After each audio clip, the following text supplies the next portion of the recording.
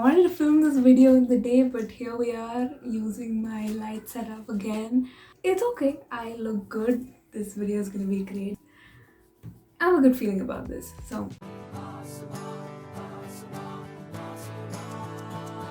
hi, welcome to my channel. As you already read from the title, we're gonna be talking about some of my favorite, I'm gonna be talking about some of my favorite Hindi movies. And you're going to be listening to them and going and watching them. I mean, if you want to, I'm not forcing you to or anything. So broadly, I have categorized these into 4 categories. So one is sad movies, which is maybe more of a me category. I don't know a lot of people who love watching sad movies. So maybe I'm doing it for me, but I have sad movies, then I have stuff from the 90s. Shah Rukh Khan era, more, dramatic, sappy stuff. Then I have my favorite category, a lot of teen flicks. Not all are rom-coms, there are a few coming-of-age films, there are a few... Broadly speaking, there are rom-coms and coming-of-age films. And last category I have is movies that if I talk to about with people, they'll think I'm pretentious as hell.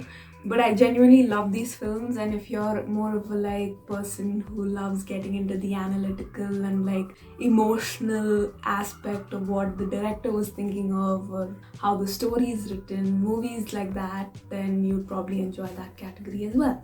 So let's get on with it. If you just don't want to sit through this entire video, here are the timestamps for your ease because I'm nice like that. Firstly, the sad movies. Not maybe a favorite for people in general, but first off, I have Kapoor and Sons. So Kapoor and Sons is a movie, Shakan Batra. It's a family drama, but it's not exaggerated or unrealistic in any way. I felt an emotional connect the first time I watched it, and I've watched it a number of times. It's super cathartic. You know you're on the brink of a breakdown, and then you just watch this movie and just let it all out. It also touches on a lot of sexuality and a lot of family dynamics and a lot of those kind of topics. Now moving on, next I have Kai Poche. I think this movie, it moved me a while back when I watched it for the first time, and I didn't really think anything of it. And then about 2 years back, I watched it again. And I realized that it offers so much more than what the base plot is. It follows 3 friends who are super different personalities, but their love for sports and teaching aspiring kids to become cricket players bring them together to start a sports academy. And they all have very different perspectives on other things, and it's a story of how they come away from religious conflict and a lot of other those kind of thematic elements in the story. So again, super sad, super moving. If you're into that, check out Kai Poche. Another one, Tamasha. Unpopular opinion maybe, but a lot of people don't really like this movie because they think it has a lot of crying. So I think I specifically made this category because a lot of people say this about Tamasha. So this movie again is more of coming of age, like classic Ranbir Kapoor stuff. I think most of his movies are just him finding himself. But this was, I think, a little more unique to me because he does it through his love for storytelling. That one aspect of his personality, until that is there in his life, he doesn't feel complete. A lot of beautiful songs and coming to terms with his parents and his actual passions and coming in and out of this routine life. So if you're into that, Tamasha is it for you. Next movie I have is Sky is Pink. I think the main reason I was drawn to it is because if you watch Dil Dhadakne Do, which I'll get to in a while, Sunny and Aisha's story, if they had carried it forward, this would be it. It turned out to be a lot more than that. It showed how parents are ready to do anything for their kid, and it is just the most beautiful, adorable film I've seen in a while. So Sky is Pink. Moving on from the sad stuff, we have A little less sad stuff. I'm gonna be talking about some of the 90s movies I like watching. Like Karan Johar movies are such classics. Like I get that it's over dramatized, but something about watching them is like fulfilling. You are aware of the fact that your life is never gonna be like this, and it is just him trying to put his creative expression through people's outfits, dance, and song, and that real life is literally the opposite of what Karan Johar's movies are. But you know, they're cheesy at the end of the day, and I like watching them. So I'm not gonna go into the detail of the plot of each of these films. They're generally the same. Three movies I like to watch again and again are Kabhi Khushi Kabhi Gum, Kuch Kuch Hota Hai, and Kabhi Alvida Na Kehna. And I think Kabhi Khushi Kabhi Gum is biggest culprit when it comes to just over dramatized stuff. But again, Hrithik Roshan and Kareena Kapoor are in that film, and their dynamic is just, I live for that. Yeah, I would be happy if I had a Hrithik Roshan in my life. Moving away from me complaining about my non-existent love life, we have Kuch Kuch Hota Hai, which is, I think, so many flaws, but again, super fulfilling. I don't want to go into the details of the plot. All I ever wanted to be while growing up was Anjali. Like, there's a lot of flaws, and we're aware of this, but it's just super cheesy, super heartwarming because the endings are always so satisfying, and there's a wedding in the end. So, like, come on. Next is Kabhi Alvida Na Kehna. Again, I think I watched the movie again and again purely for the soundtrack. The soundtrack in this movie is just absolutely phenomenal. Amitabh Bachchan's character in this, it's like a sleazy person, but he adds to the little, aspects of why I like the movie this much. The fact that I filmed that entire video and didn't mention Kal Ho Na Ho in the 90s movies or sad movie category boggles my mind, because that movie is the perfect example of a 90s movie that will make you cry. So if you're into that and you just want to let your tears out one day, watch Kal Ho Na Ho.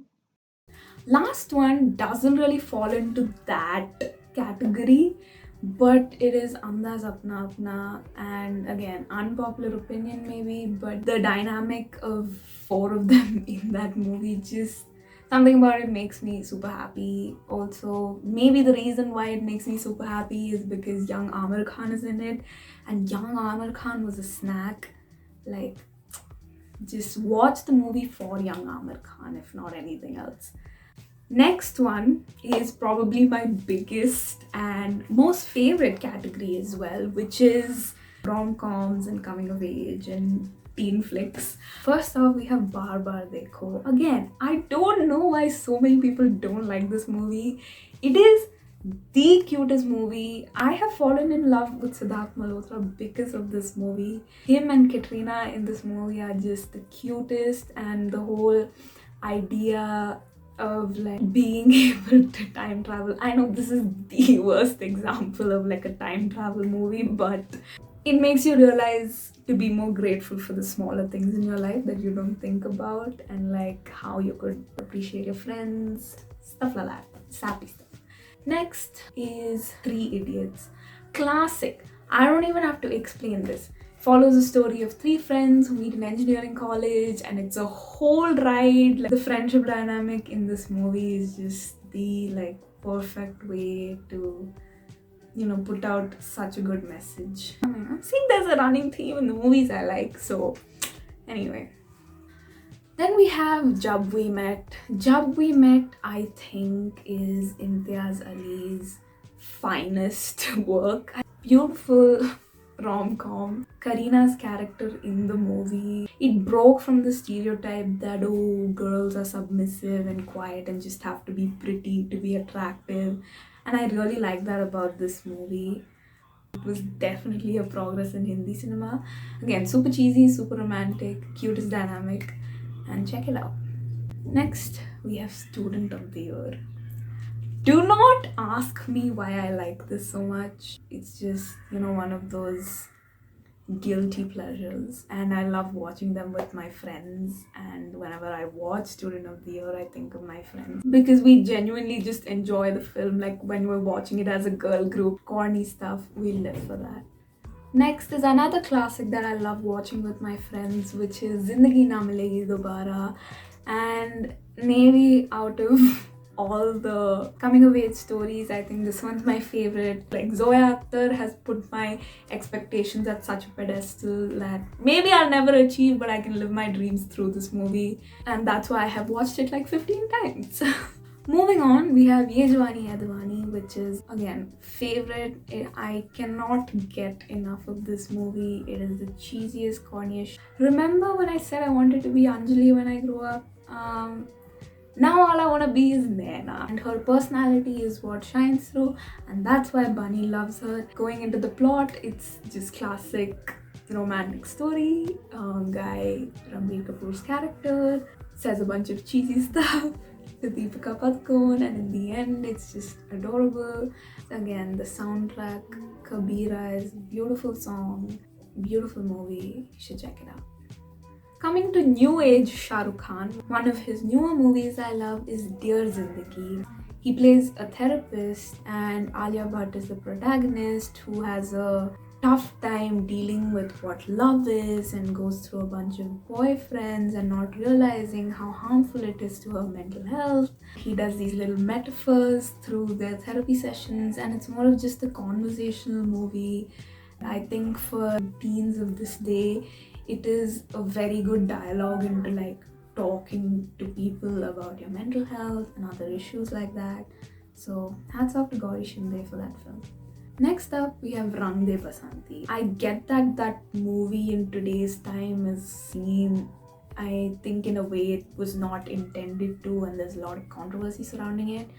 But every time I watch the film, it makes me feel so patriotic, and it makes sure that I cry every single time. And Amir Khan, love him.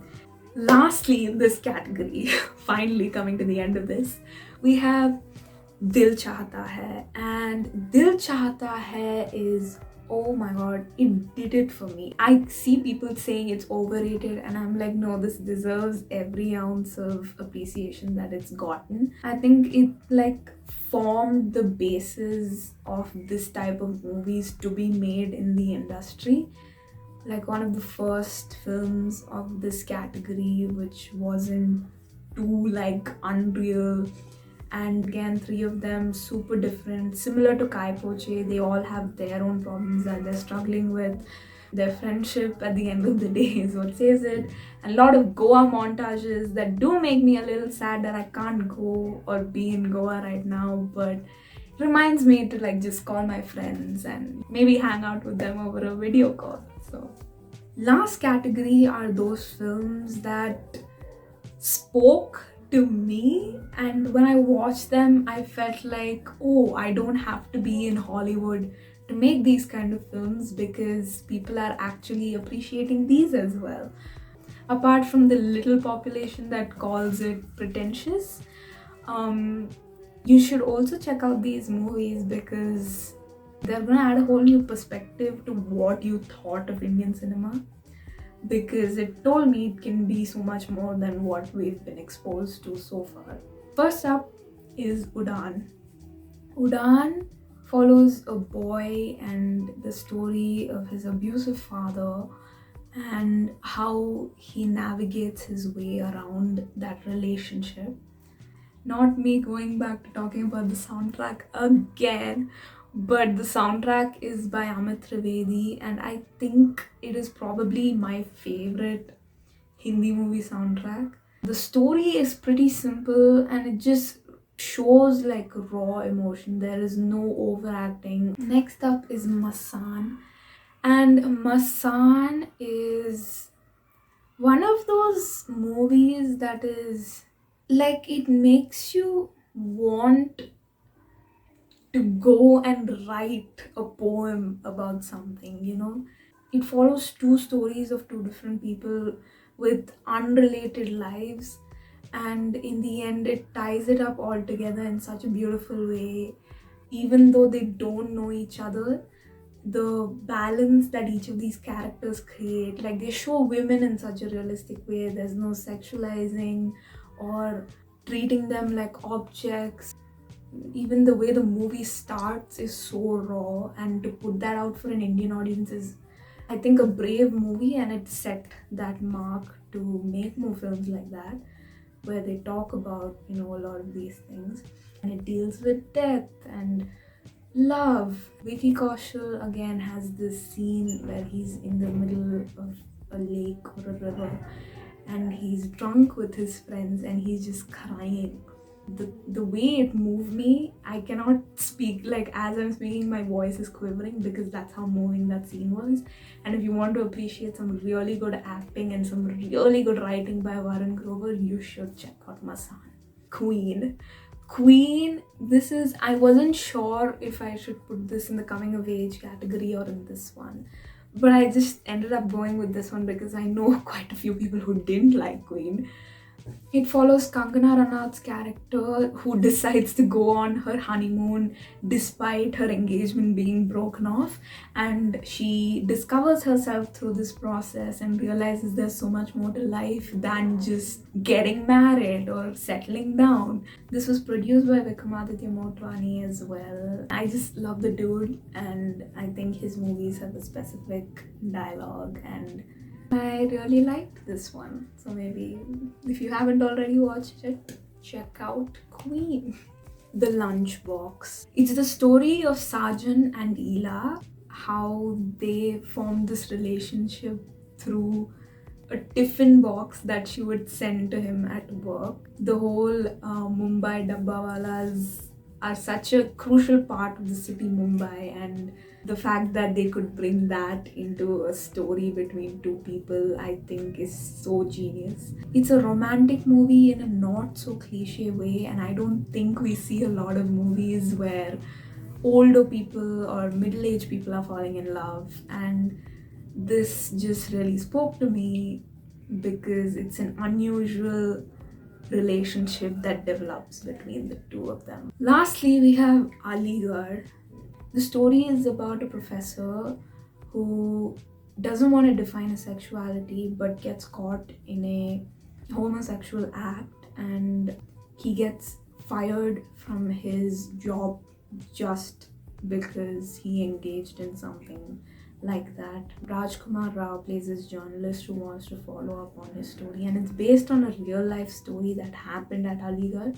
There is not a lot of intense camera work. It's a very simple film, and his acting alone should be the reason that you need to go and watch this film.